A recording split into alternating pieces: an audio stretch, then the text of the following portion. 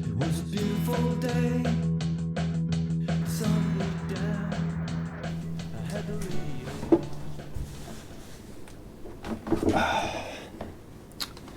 Alright, so it's a couple days before the Rotterdam Marathon. I've really enjoyed my time in the city so far. Only been here about 48 hours, but had a smooth flight in, took the train down from Amsterdam. Love this country, love this city. The vegan food options have been amazing. I've just been doing some little runs around town. A lot of cool bridges and ships, the culture, the people. Everyone's been so friendly, really welcoming. Great weather so far too, so really excited to be here and to meet some of you at the expo. I'll be there at the Hoka booth tomorrow on Saturday between 3 and 4 p.m. I got to pick up my bib and do my fluid bottles and things like that, but I just wanted to share my thoughts leading into the race and hope to see some of you there. But yeah, I'm not going to lie. I'll share another secret with you guys. I get really nervous before every single race. It's been like that for the last 20 years. I've done hundreds of races, and I always get the butterflies in the stomach, the nerves, the I guess lack of confidence sometimes that you're not able to perform to your expectations, the crushing nervousness, I guess, of, even if you're in the lead of a race or you're winning a race and not running up to your expectations, not running a certain time, not getting a certain place relative to what you expect. So it's always good to have a series of goals, and I found this throughout my whole career. But you're nervous, it shows that you care, and it's a hard thing. Distance running is a hard thing, right?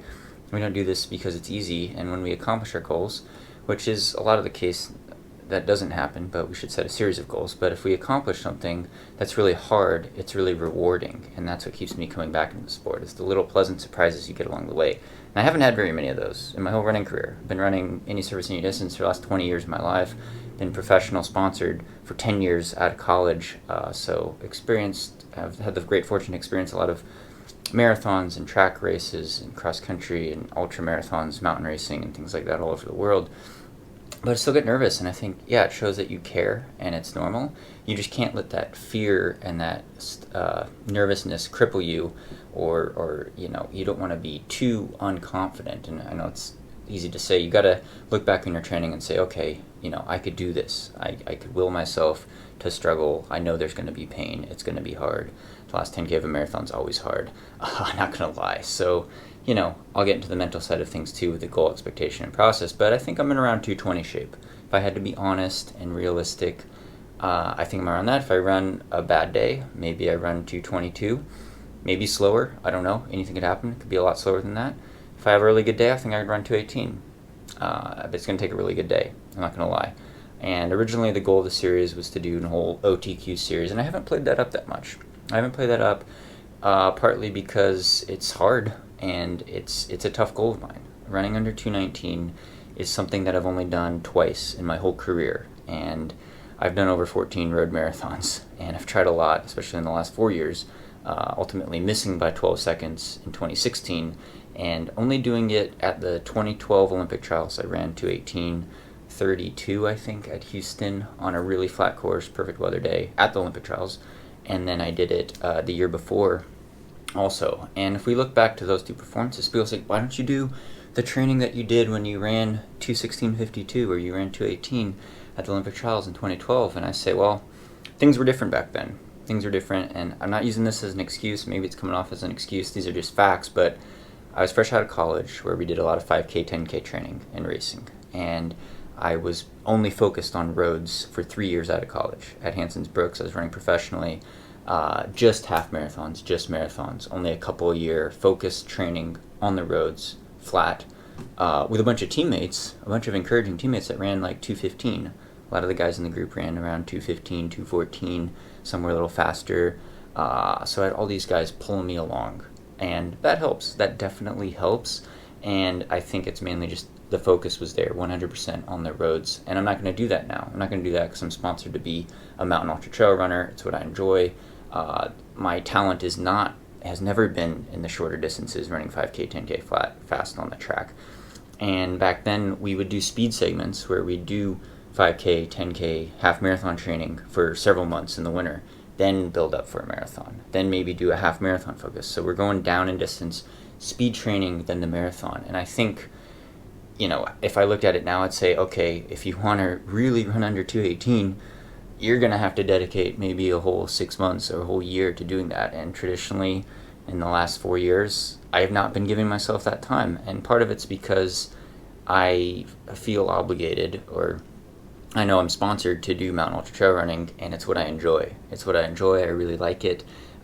It's why I'm sponsored. I'm not sponsored to be a road marathon runner. Definitely not a half marathon or 5K, 10K runner.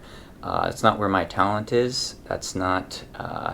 It's something I'm passionate about, but we've got plenty of guys that run under 215, 212 in the marathon. There's plenty of American guys that have qualified for the Olympic trials.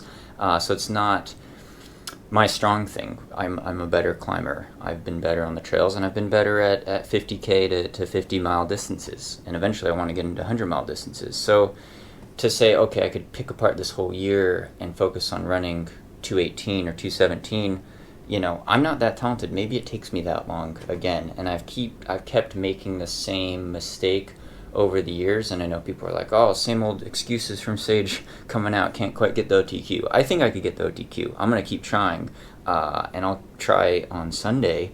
I'll go out at 218 pace and see if I could hold it, because all we could ask for is to give it our all and give it the best. And I came here for great weather, flat course, fast course, good conditions, and a really fast race. There's like 10 guys in this field, I think, that have run under 210. They're going to be way ahead of me, but I think there'll be some more guys kind of in that around 20th place range who might be right under 220, so hopefully I can latch on to them.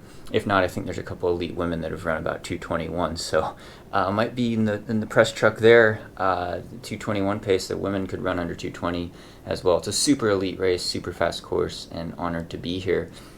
But yeah, I've had 16 weeks to train for this, pretty much 16-week focus. And if we go back in time, looking at your own marathon structure, does it take you 12 weeks? Does it take you 16 weeks? Does it take you 20 weeks to really focus in on a marathon? And should you race a half marathon in between? I had to race an ultra. Well, I didn't have to, but I chose to race an ultra, Moab Red Hot, 5-6 weeks ago, maybe 7 weeks ago now. Memory's getting blurry. 7 weeks ago. So I did that 55K as kind of a long run tune-up. But I've been focused. I've been focused on the roads all winter. I have no excuses. I've touched the track. Obviously, I wish I had more time, though. I wish I had more time. If I had to be brutally honest and realistic, there's the R word again, I'm not super confident in my ability to run 218. I don't think it's impossible, though. And people say, well, Sage, if you just believe, you could run 210 and make the Olympics. It's not going to happen, right? You have to be realistic at some level. I'm all for dreaming big and believing and mentally being tough.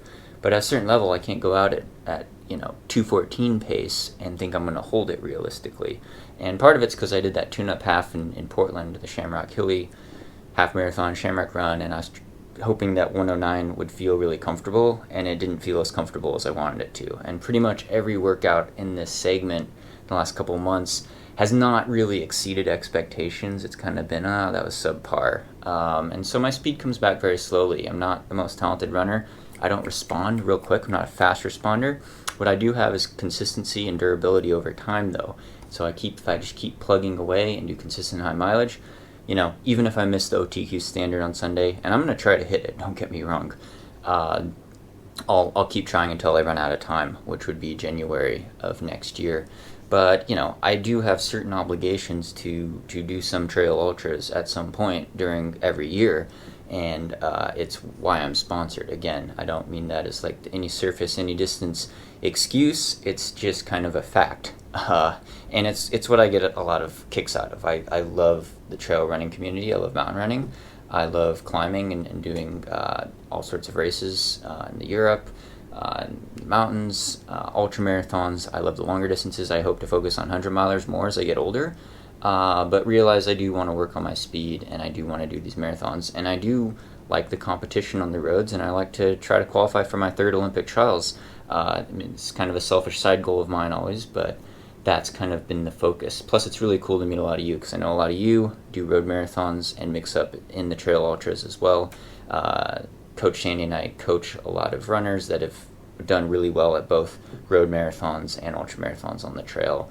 And yeah, it's just a really cool community. I love the road running community. That's why I still do these marathon majors, even though the competition's going to be way ahead of me. They got some amazing athletes here. Actually, I'll give a shout out. One of my Hoka teammates, Alafine, trains with the Northern Arizona Elite in Flagstaff. She's going to be running. Expect good things from her, as well as another top American, Noah, who's from Boulder, who I think is going to run a really good race also. So shout out to a couple fellow Americans that I know that are in the race. There's probably a lot more that I'm missing right now. But I took some notes here actually to make sure I said everything. So yeah, the critics are going to call me out and say, oh, Sage, you got the same old story full of excuses. And, maybe I do. I think there's a fine line between stating facts and trying to be objective with your training and race history and comparing yourself to your own performances and making up excuses. So, if I got sick in the next day and got the flu or got food poisoning or, the it gets really hot. It's like 80 degrees, 25, 30 degrees Celsius, and there's a big wind, and I run 225 or 228, I think I could say, I think I ran this time because I got sick and it was really hot. It's not supposed to be that hot. It's supposed to be like maybe 60s, in the 60s. I'm not sure what that is, Celsius, 18 degrees, maybe a little wind, maybe a little rain. It's been great weather so far, but that's not an excuse. That's objective facts. And so when I try to pick apart the training and things like my vegan diet, people like to jump on that and they like to criticize. And with the diet thing, the vegan restaurants here have been amazing so far, and the community has been great. There's been a lot of options at every food place I've been to. Granted, I scout out the vegan places, but they're all over the city, so it's great. But anyway, if I ran a bad race, which for me is 221, 222, people would first pound out, like, if Sage just ate meat, he would have run an OTQ. He ran a bad race because he got a deficient vegan diet. Whereas if I had a standard American diet, not a minority type of diet, if I ran that, people might not blame my diet, right? It's kind of a double standard. And people say you've got a deficient vegan diet. I'm not sure exactly what they think I'm deficient in. I get tested for B12, I get tested for vitamin D, get my iron checked. I know my red blood cell count's good. The protein we're never concerned about. All essential amino acids could come from plant sources. I feel healthy. I think with diet, the main thing is health long term, being able to recover fast from workouts and frequent racing. And I've been able to be pretty healthy for the last 10 years of my professional career, as well as 20 years overall career. And everything I've done in running has been on a vegetarian diet, right? I've been a vegetarian my whole life. So 33 years on a vegetarian diet, and I think it's very healthy as long as you get it in a good balance. That being said, maybe there's something wrong with my diet and it's hurting my running, but I don't think that's the case. If you want to state what I'm maybe deficient in, go ahead and comment. But I like stuff backed by good science. But it's kind of a double standard, I think, with the diet, and then with the training. Yeah, it's hard because you have self-bias when you coach yourself, and I've always said this over the years, and so it's about being honest with yourself and honest with your expectations and setting a series of goals. So, the goals to OTQ, I'd also like to run around 220. I think that would be a good race for me. More importantly, I'd like to finish strong and have more even splits. Ultimately, with marathon pacing, you get the best out of yourself if you run relatively even splits. If you're on a big negative split in the last 10K, it means you probably went out too slow, and you shouldn't be able to accelerate too much in the last 10K. If you slow down a lot in the last 10K, it means you probably went out too fast, and you bumped really hard. So if you run pretty even splits, that means you got the best out of yourself on the day. And all my marathons, I've slowed down in the last 10K. It's just when I set my PR, I didn't slow down quite as much in the last 10K. So I was able to hold pretty even first half split, pretty even second half split. And I want a well-paced race, and I know from, how I feel if I'm out in 109 and I'm working really hard. If I keep forcing that, trying to push it like I did at Copenhagen last year, I'm going to really slow down and run a big positive split. Whereas if I go out right at pace and just try to hold it, and I will try to hold OTQ pace, but we're going to see how it feels after the first 10K, first half. then I know I could. It could get really hard. It's going to always be really hard in the last 10K. You're always going to be fighting, but it's a matter of not really pushing too hard in the middle of the race, right after the halfway point, and going bonking exponentially in the last 10K from muscle cramps, glycogen depletion, dehydration, overheating, things like that. Usually what slow most people down in the last 10K. But, I'm going to go for it. No excuses. I do have the series of goals, though, right? So, 218 is ultimate goal. 219 would be great, though. Anything around 220 is a pretty good marathon for me. I've done, again, I've cracked 220 6 times, 3 times in the last 4 years. And so, it's a matter of pride, but it's also a springboard in the grander scheme of things for goal A race, and every race is important to me. But Comrades is very, very important to me this year, and Comrades being 9 weeks away, this is a springboard for Comrades. And originally I was going to maybe not even do a marathon because I was worried about it affecting Comrades, but I think it's a good springboard for Comrades, being that it's 9 weeks out. If it was any closer, I wouldn't do it. They always say don't do a marathon, hard road marathon within 7 weeks of Comrades. It's too risky, and I agree with that. In 2015, I did Boston. I think it was about 6 weeks before Comrades, and I think it affected my Comrades race. Whereas this time, we're 9 weeks out. I could extend that, hopefully recover fast, get in good training for Comrades. It's a matter of extension. It's like doing speed work before Comrades, because Comrades being over twice as long as a road marathon, I think it's good extension. And I also needed a qualifier before Comrades. You need to run a marathon within about 6 months of Comrades, and you have until May, I believe, to run a marathon. So I actually need a qualifier to be able to be eligible for Comrades. So another reason, but really excited to be here in Rotterdam. But yeah, I think it's going to be a great race. Hope to meet a lot of you. Hopefully if you're out watching the race, you're in the race, be sure to say hi. We could hang out after the race. Again, I'll be at the expo at the Hoka booth tomorrow on Saturday between 3 to 4 p.m.